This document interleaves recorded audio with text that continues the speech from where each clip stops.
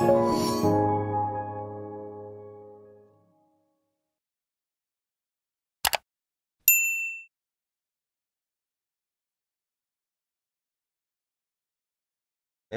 amalan daripada orang tua-tua dulu, sejak dulu lagi, memang masak dalam periuk atau kuali tembaga ni rasanya sedap.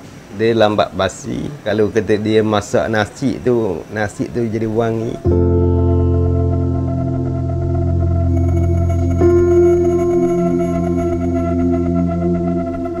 Kemahiran kita lah. Kita tengok apa yang tak kena, kita baikilah. Kalau tak jadi tu mungkin formula yang kita guna tu tak betul. Kalau ada kerosakan, kita belajar daripada kerosakan tu, kita baikilah. Ada tempat tak kena lah tu. Kalau barang tu kita buat tak menjadi, kita akhtiar lah, kita fikirlah cara mana nak mengatasinya.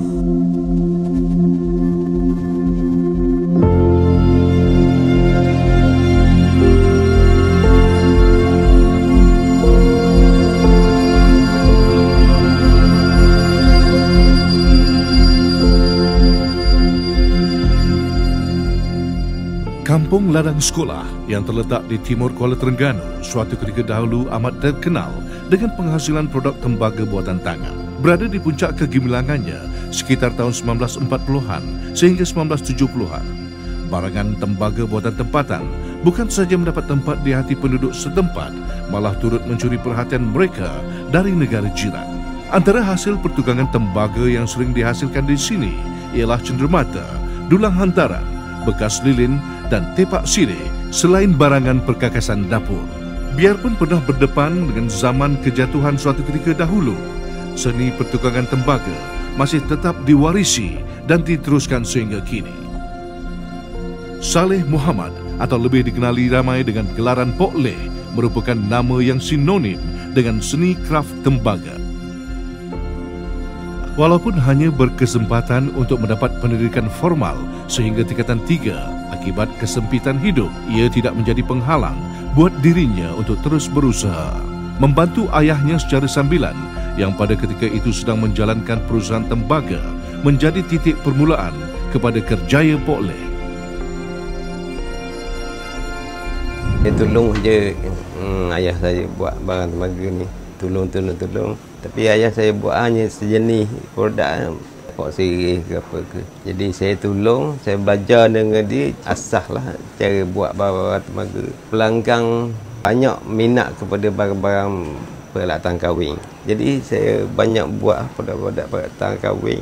Tiba-tiba dapat sambutan begitu menggalakkan. Sehingga datang sendiri untuk beli barang di bengkel saya. Masa itulah minat saya tu, saya keluarkan banyak produk, macam-macam produk dan macam-macam terpahang yang dia orang tepah. Sekitar tahun 1960-an, Pok Leh mula mengabadikan diri dalam dunia kraf tembaga secara serius. Dibesarkan dalam persekitaran pertukangan tembaga, menjadikan dia mudah untuk mempelajari dan memahami selok-belok serta kemahiran menghasilkan seni kraf tembaga. Marang, sebuah daerah yang tidak asing lagi di negeri Terengganu. Di kampung Pulau Kerengga, di sini terbinanya 2 buah bangunan yang dijadikan bengkel pertukangan tembaga milik Pok Leh hasil sumbangan pihak Kraftangan Malaysia.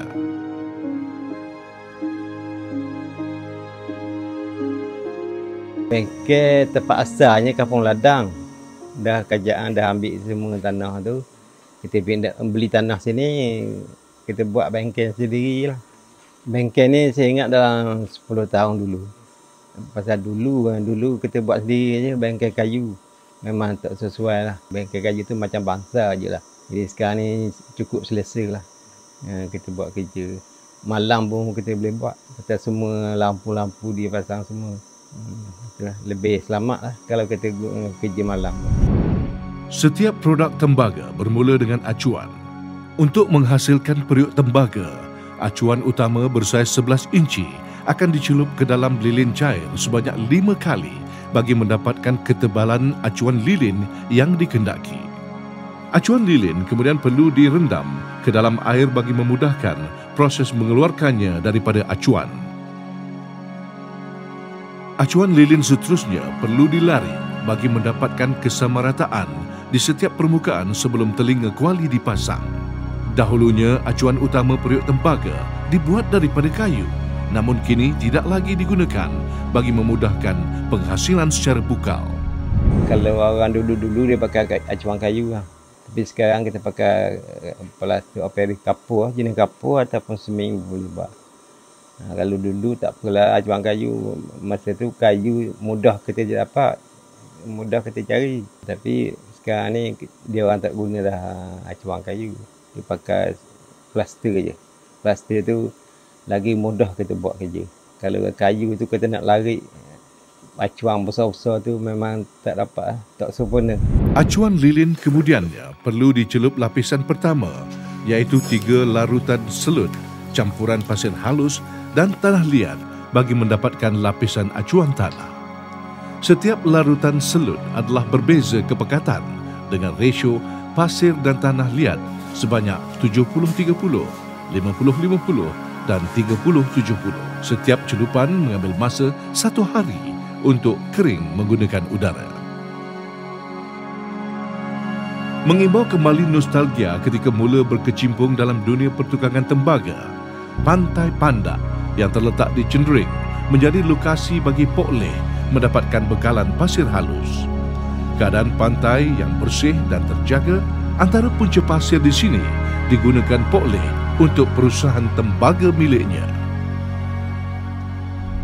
Hanya di sini sahaja pasir yang halus dan bersih, pasal pantainya belum terusik, belum di dalamkan lautan. Jadi pasir tu masih elok dan pantai pun cukup landai. Maka pasirnya jadi halus dan elok, pasir tiupan anginnya lah. Jadi pasir sini ya selalu yang saya datang ambil untuk perusahaan saya. Selain menjadi sumber bahan mentah kepada perusahaannya, Pok Leh turut berharap agar pantai ini sentiasa terjaga dan dipelihara untuk generasi akan datang. Acuan lilin dengan lapisan selut kemudian ditampal dengan lapisan kedua, iaitu campuran pasir dan tanah liat bagi menghasilkan acuan tanah liat. Keseluruhan proses harus dilakukan sebanyak 3 lapis bagi acuan yang kukuh untuk menampung tembaga. Setelah kering, cerobong untuk mengeluarkan lilin dibuat di bahagian telinga periuk dan keseluruhan acuan diikat dengan dawai bagi menambah kekuatan struktur acuan.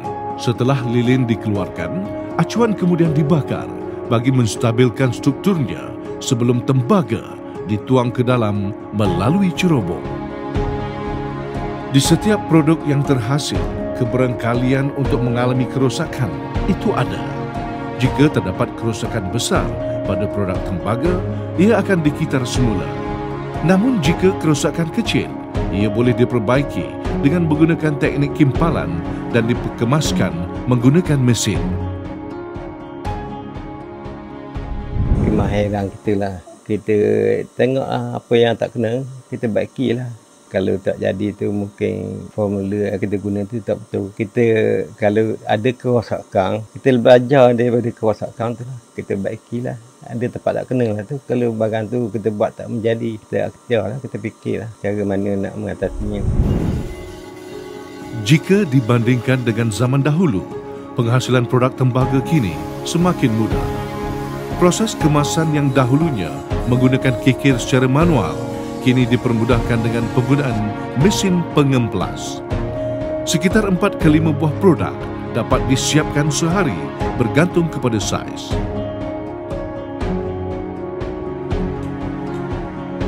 Antara yang mengerah kudrat serta mencurah masa dan tenaga di bengkel ini ialah Ahmad Sufi, anak kepada Pok Leh. Sufi yang telah menurut jejak langkah ayahnya sejak lepasan sekolah turut memandang tinggi kepribadian Pok Leh kerana suka menerima cabaran dalam menghasilkan produk tembaga mengikut permintaan pelanggan. Dia berani menerima cabaran. Contohnya ada pelanggan yang ingin membuat loceng lembu lama dan dia ambil dulu tempahan itu dan dia akan buat. Selagi dia tak puas hati, selagi itu dia akan buat sehingga menjadi. Dan ada juga yang bagi saya benda tu agak rumit, tapi bila saya perhati ayah saya buat, memang tak masuk akal. Tapi akhirnya dia akan menjadi. Sejak bermula di bengkel ini pada tahun 2010, Sufi ditugaskan untuk melebur tembaga. Biarpun sudah 10 tahun melibatkan diri, dia masih berasa bahawa banyak lagi yang boleh dipelajari daripada ayahnya. Lebih-lebih lagi, teknik penghasilan dan kemasan. Saya rasa kalau diikutkan, saya masih banyak lagi yang perlu ditunjuk ajar oleh dia, sebab pengalaman dia dah banyak. Bila hari saya melebur, saya perlu ada dia dengan saya. Sebab kalau macam dia tak ada dengan saya, barang tu tak akan menjadi dengan sempurna. Dan harapan saya, semoga ayah saya dipanjangkan umur dan diajar saya sampai saya pandai. Sebab saya ingin betul-betul mewarisi perniagaan tembaga ayah saya ini. Namun buat Pok Leh, dengan ilmu yang telah dicurahkan, dia yakin bahawa perusahaannya akan terus bergerak maju ke hadapan walaupun tanpa kehadirannya. Kita dah ada pekerja. Memang anak buah anak saya lah. Kalau tak ada saya, memang dia boleh buat, dia boleh sampai ke siap lah. Dia boleh buat. Kita dah tunjuk ajar semua sekali. Misalnya kita nak rehat lah 2-3 bulan, okey, kita boleh tinggal begitu je.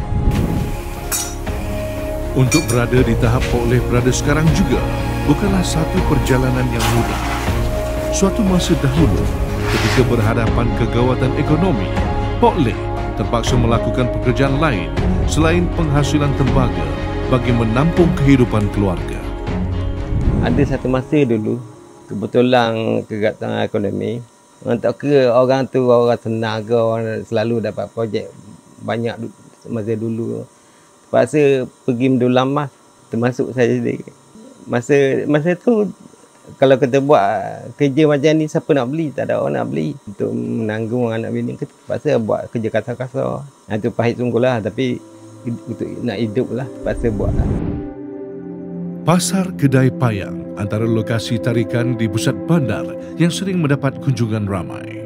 Di sini juga bertempat lot kedai milik Pok Leh yang memaparkan setiap hasil karya pertukangan tembaganya.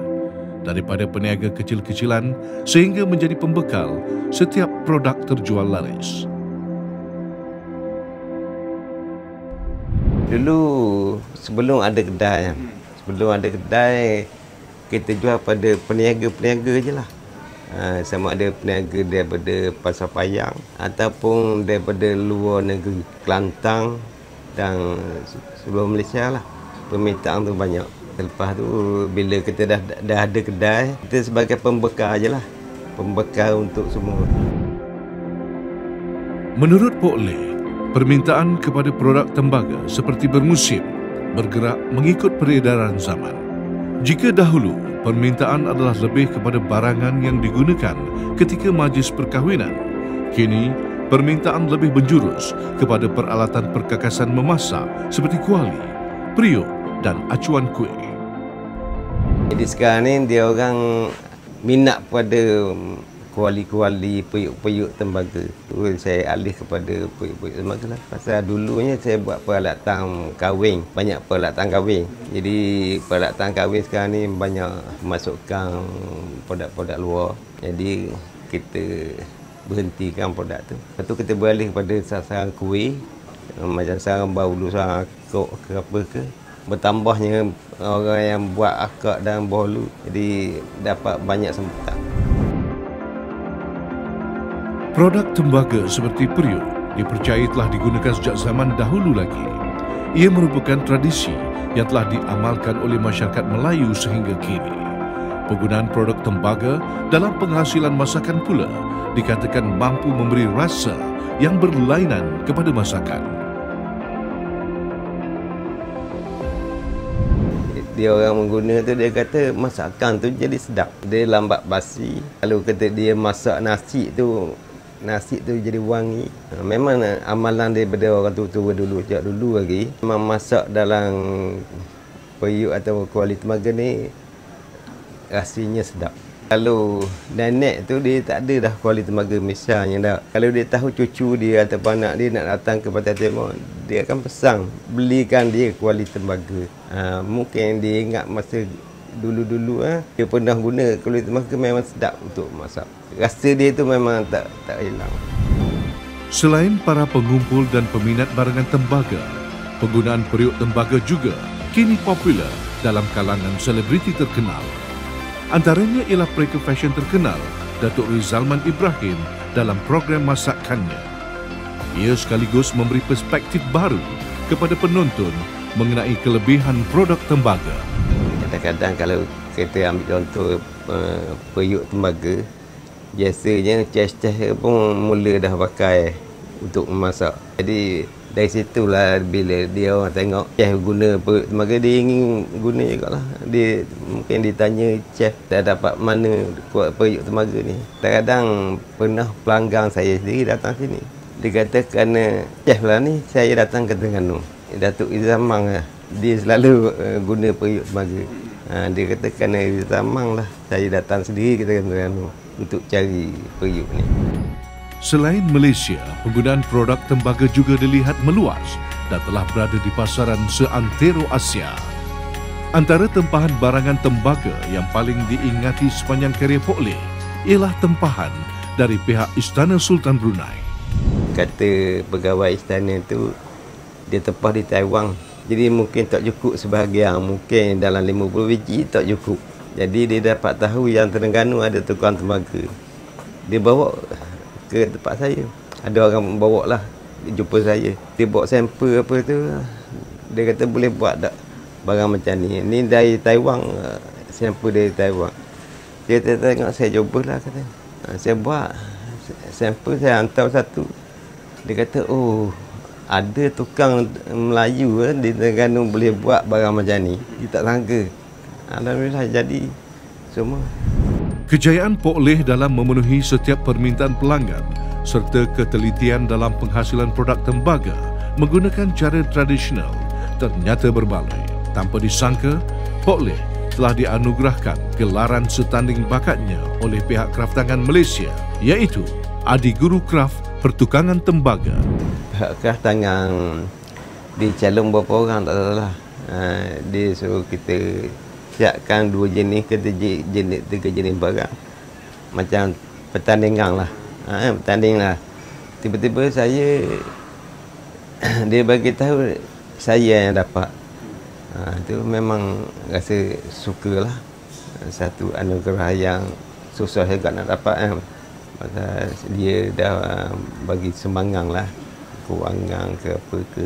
Memang tak terkira lah sukanya. Jadi alhamdulillah dia dirikan 2 bengkel yang tak mampu kita keluar duit sendiri kalau kita nak buat. Namun gelaran yang diterima itu tidak pernah membuatkan Pok Leh merasa lebih hebat daripada orang lain. Dia tidak pernah lokek dalam berkongsi ilmu dan sentiasa membantu sesiapa sahaja yang memerlukan tunjuk ajarnya. Dan dalam masa yang sama, masih lagi belajar dan sentiasa memperbaiki diri untuk lebih maju ke hadapan. Memang ada kadang-kadang kita bersama tukang lah bertanya kalau ada dia dapat tempahan yang suka sikit dia nak buat. Dia minta pandangan kita lah, tunjuk aja. Memang ada lah, memang banyak lah cara nak buat macam mana. Kadang-kadang pun saya sendiri pun buat ada yang tak jadi lah. Ada yang rosak. Kalau produk tu agak suka sikit nak buat, bila kita buat sekali 2 kali pun tak jadi rosak.